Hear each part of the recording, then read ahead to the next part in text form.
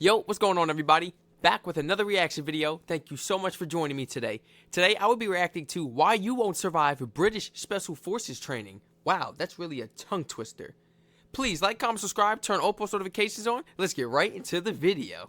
I could not wait for this one. The Special Air Service, Britain's original special forces, and the granddaddy of all modern special forces. Yup. The SAS is the benchmark by which every other special forces unit is measured, and their tactics and training methods have been replicated all over the world. The history of the SAS begins in the deserts of World War II, and their feats of daring are the stuff of legend and continue to this day in the global war on terrorism.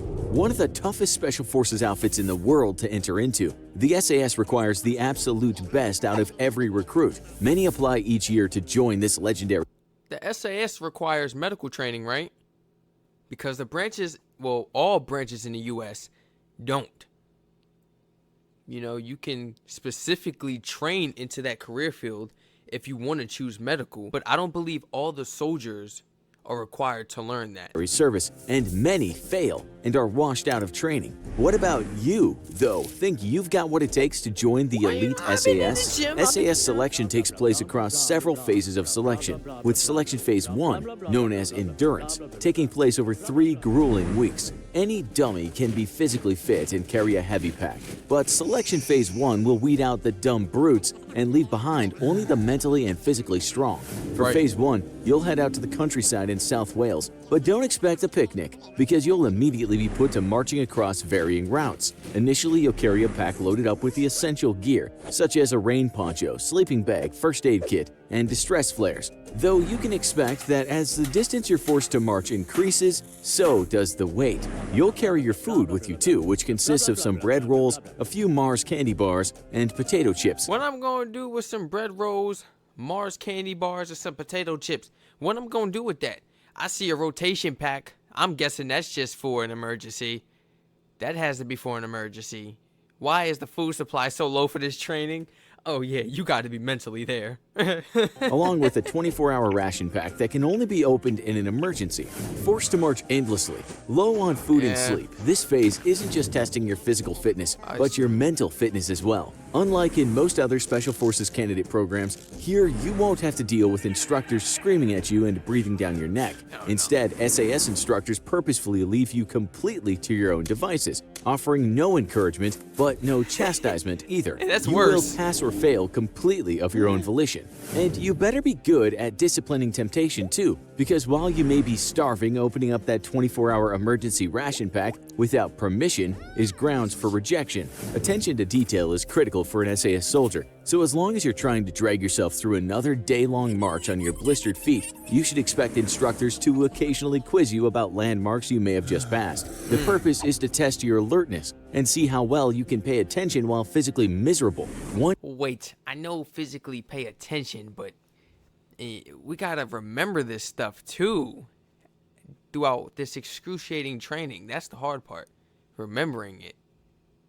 Oh man, it's a lot to it. The candidate said he was asked how many things like supports that were can on mess the bridge people up, he had just just remembering crossed stuff over like during that. his march. Eventually, you'll face the final test, a grueling 40-mile march up and down hills, carrying 55 pounds of gear and 40? an assault rifle to boot. Not only will you have to accurately navigate your own course, but you'll only have 22 hours to complete the course. Failure means your application process is over, and you'll return to your home unit. Just because you passed, though, don't expect that you're on to the next official phase, because instructors will have been carefully evaluating you the entire That's just time. phase 1, If they suspect you aren't the right stuff, it won't matter how fast you completed your course or how much weight you can carry. You'll be rejected and sent back to your home unit. Out of 200 candidates, only around 30 to 40 will make it past this phase and move on to the next phase, jungle training. That's a lot of candidates starting out, but that's a lot.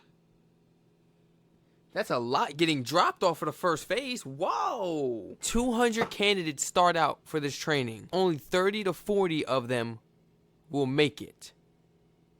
Oh my goodness. You have to be one of a kind to make this. Like most of SAS's training, the exact details of what goes on in the jungle phase are classified. What is known, though, is that trainees will learn jungle survival skills, as well as how to conduct patrols deep behind enemy lines and live off the land for weeks at a time. Trainees will learn how to operate as a 4-man unit and live on rations, remaining undetected as they carry out their mission. A strong emphasis on physical fitness will also see trainees hit the gym every day, and after the gym there will be a great deal of time spent out on the range. Oh, yeah, There it's a you'll must. learn how to operate standard bits of SAS gear, to include battle rifles, recoilless rifles, grenade launchers, and light machine guns. Trainees will also learn how to operate many other weapons in use across the world. An SAS soldier must know how to pick up a weapon in a foreign battlefield and use it effectively if he needs to. You'll also undergo training on setting up ambushes as well as responding to enemy ambushes. You'll be trained in advanced scouting techniques and how to observe your environment for subtle changes that could signal a hidden enemy patrol or a sniper perched in waiting. Detecting changes in color, shadows, or even small movements can mean the difference between life and death for an SAS operative deep behind enemy lines. As with many other Special Forces training programs, you'll also learn advanced defensive driving techniques, enabling a quick getaway in any hostile situation. These are many of the same techniques that police use for stopping speeding drivers, but you'll learn how to avoid those same techniques and not be stopped yourself. We hope you like blowing things up, because you'll also be learning how to handle a variety of explosives. And because explosions typically mean wounded, you'll receive extensive medical training that can be quickly deployed out in the field. One of the most important jobs that Special Forces operators do in war is reconnaissance. And so you'll learn how to establish listening posts and observation posts, and covertly observe an enemy. To aid you in your mission, you'll learn how to use a variety of secure communications gear, such as satellite radios, and how to avoid getting pinned down by the enemy due to your electronic emissions. Lastly, you'll undergo extensive hand-to-hand and close-quarters combat techniques, and become an expert in breaching and assaulting enemy structures. To make it to the end of this phase, you'll be amongst the 15 to 20 who didn't get sick from the jungle environment and drop out, or weren't washed out by instructors.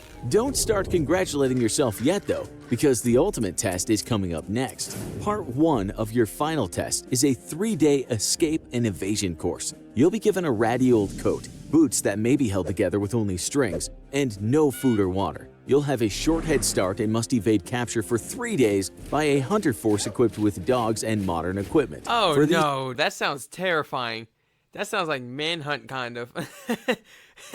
Yeah, go ahead. Go out there and run. 2 guys and a dog are going to chase you down. Okay. Now, what I'm guessing is there's no rules in this. You're hunting me down. So since this is Special Force training, I'm thinking there's no rules since you're leaving me out here stranded. So if there's any open homes I see, I'm breaking in. Or if people live there, I'm going to go in. I'm not going to break in. I'm going to get the luxury from them. I'm going to get food, supplies, whatever I need from them, a shelter, a hideout. Until it's my time to go if I really wanted to. Or any open, buildings, any open homes, any vacant homes or sheds, I'm going in it. Because now we have to hide. Especially from that dog. And then the 2 guys that are also looking for you, do I know them? Or are they on my side? Because, am I allowed to use combat against them to get free just in case they do capture me? And then I can run. I don't know how you're going to outrun the dog. See, I got a whole movie playing in my head of what I would do. I'm running away, and I'm having fun with this. I'm treating it like war. If these 2 dudes come up on me and they trying to get me and capture me, where you finna take me? We out here alone. I could break free. What you going to do, the walk of shame back and be like, oh, all right, you didn't try to escape? Come on now. What the enemy going to do to you if you just do that? Just go ahead and walk. Walk to your death.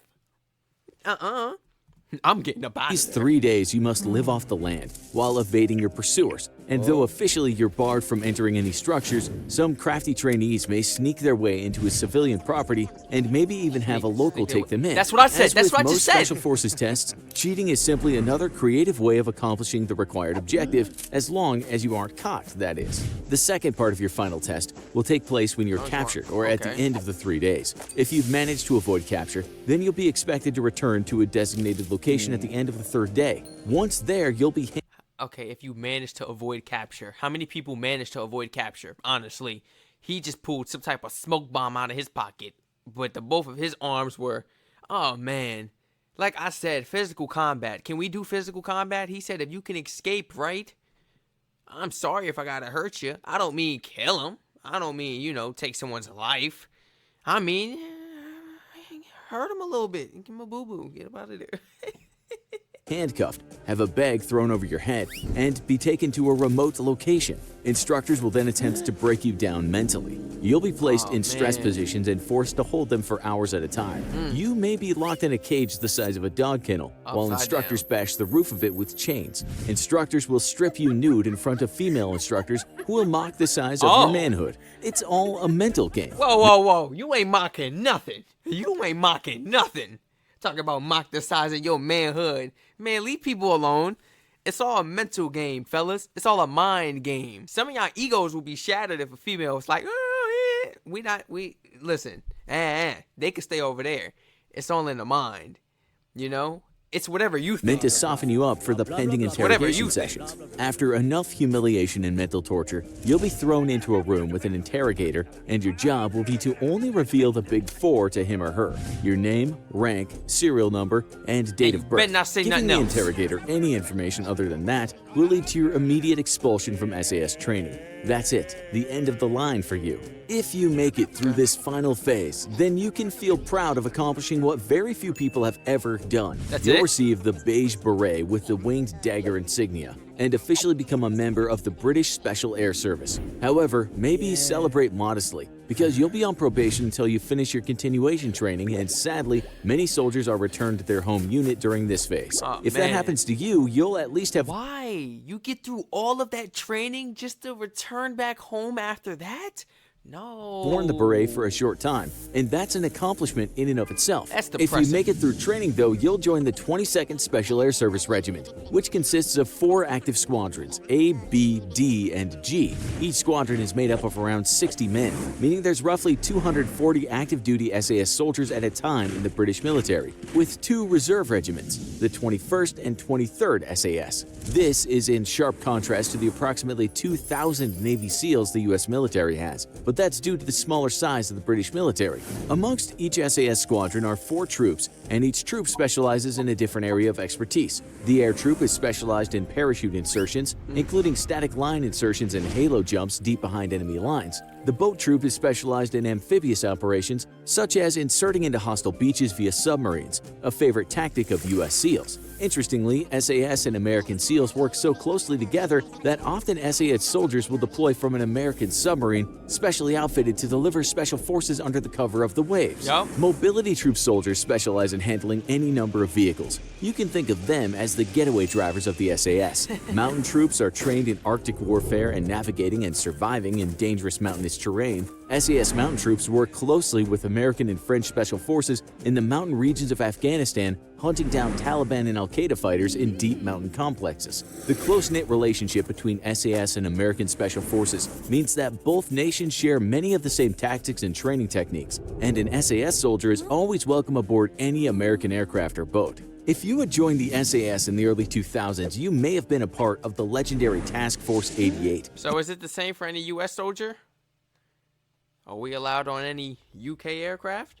Easily the deadliest fighting force ever assembled on planet Earth. Immediately after Saddam Hussein's government was ousted from power, Task Force 88 was formed to hunt down the former dictator and his supporters. And over the years, their job evolved to becoming the premier hunter-killers of NATO's war against terrorist leaders in Iraq and Afghanistan. Most of their deeds are shrouded in extreme secrecy, though it's known that TF-88 was responsible for killing one of the key members of the insurgency, al-Zarqawi. At its height, Task Force 88 was made up of Task Force Black. Don't ask me how I know. This is around the 2000s. I was born 2003. I did some research. You could still do research and learn about it, even if it happened before your time. You do not have to be born or alive during that time. I'm just glad I know about it. There's probably some people still alive today that don't even know this happened. An SAS Sabre squadron supported by specialist boat service operators. Task Force Blue was made up of the legendary SEAL Team 6. Task Force Green was made up of operatives from America's Delta Force. Task Force Orange was made up of the single most secretive Special Forces operators in the world, America's Intelligence Support Activity, a Special Forces unit whose job is to find actionable intelligence for other Special Forces units and which the Pentagon denies any official knowledge of. The Pentagon... The Pentagon will forever deny any knowledge they have. What? This is private. They not going to give no information out to nobody.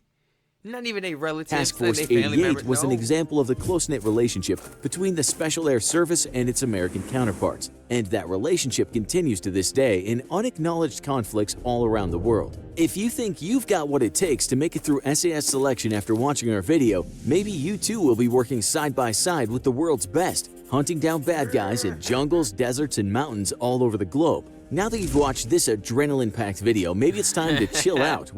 I mean, hey, please let me know in the comments if you guys know anybody that has completed this SAS training. Please. Or if you yourself have completed this. If you yourself watching this video, if anybody watching this video completed the SAS training, I want to give you a round of applause to anybody watching this video who completed that SAS training. Because I know I couldn't do it. I work out every day. I train really hard, but this is on a different type of level. It's more than just being physical. It's mental. It's more of a mental state. And everybody knows the mind is powerful. You could be the size of Hulk, but if you got something going on in your mind, man, it could be driving you crazy. I know. It could be driving you off the wall. You got to control that. You got to woo-sa. You got to woo-sa. If you guys enjoyed this video, please like, comment, subscribe, turn all post notifications on. Let me know how you guys felt about this video in the comments down below. Please spam my comment section with whatever y'all want me to react to next. Once again, it's your boy Strac Reacts, clocking out with another reaction video. Please subscribe to my second channel, Strac Reacts Live, where I will be reacting to nothing but sports videos. I'll see you guys in my next one. Stay safe.